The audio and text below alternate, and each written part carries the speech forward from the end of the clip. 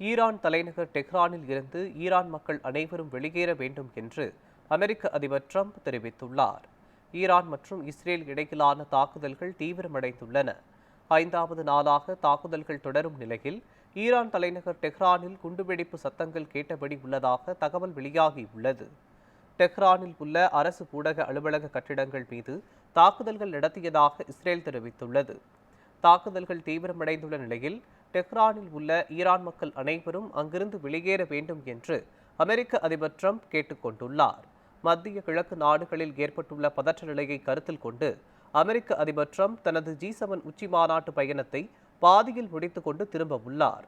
இதுவரை இஸ்ரேல் நடத்திய தாக்குதல்களில் ஈரானில் 224 பேர் கொல்லப்பட்டனர் என்றும் இஸ்ரேலில் 24 பேர் பலியாகிவிட்டனர் என்றும் இஸ்ரேல் அதிகாரிகள் தெரிவித்துள்ளனர்.